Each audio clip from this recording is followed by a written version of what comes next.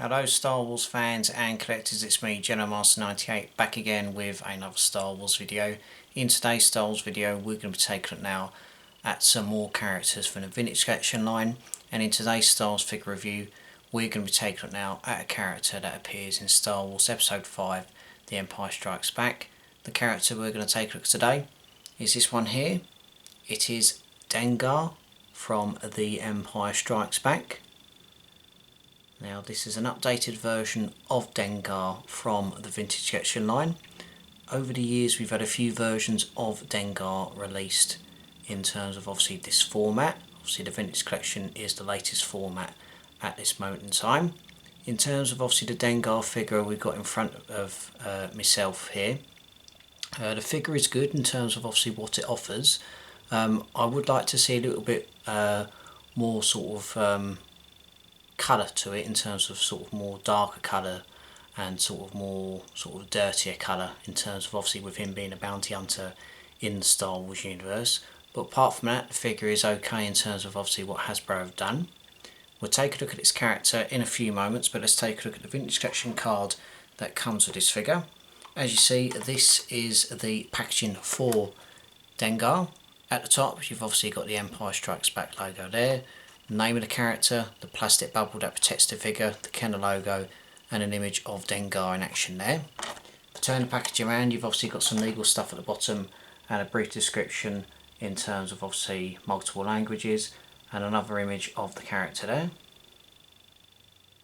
I'll just allow you to pause the video to have a quick read of the character's description. So that is your packaging for Dengar. Let's take a look at this character in more detail. We're going to start off with the articulation. As you see, Dengar does come with movement top of the head, shoulders, elbows and the wrists, torso is movable, movement in the legs, movement in the knees, movement in the ankles. He does come with a blaster pistol that can be removed, very similar to sort of like Han Solo and Luke Skywalker's one there. And what that can do is that can be placed in the holster on the side of the leg there. You've obviously got a backpack at the back that can be removed, and there's a small peg where you can obviously just place that in there and just make sure it fits well. And obviously you've got some nice bits going on the back there. And obviously he does come with his main accessory, which is this large rifle. Now if you're a Star Wars fan you will be aware of this rifle.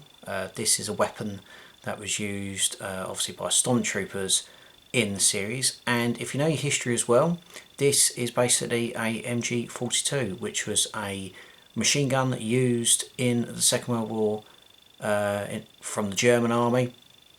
In terms of obviously what's going on here, obviously many years ago when Star Wars was being released, and obviously they bought some of the weapons. It was sort of old weapons from the Second World War decommissioned, such as MG42s and British Sten guns. So it's nicely done there, and a little history lesson as well. I'll give you a zoom in just to give you an overall look of Dengar. As you see, he's obviously got this white sort of hood on going on. I don't know if it's picking up too well considering the lighting. You do see a little bit of scarring on the face there. Moving down to the chest plate, you've obviously got the arm going on there along with the weapon, and obviously the belt underneath. And then moving down to the legs, knees and ankles, and obviously you've got your weapon there. And on the back you've obviously got some sort of equipment going on as well. As I said, I would like to see a sort of a little bit more darker colour in terms of the outfit, sort of a little bit more scruffy and a little bit sort of more in action version of Dengar, but it is what it is.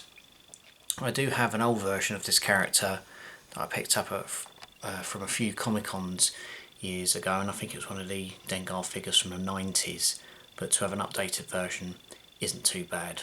But if this figure was a little bit sort of more dirtier, in terms of obviously with him being a bounty hunter in the galaxy, that's my sort of only gripe on it. But apart from that, I'm pleased with it, and he does go alongside the rest of the bounty hunters that do appear in The Empire Strikes Back on that Imperial cruiser. So that is Dengar from The Empire Strikes Back. I hope you've enjoyed this Star Wars review, and I will be back with many more Star Wars reviews very soon.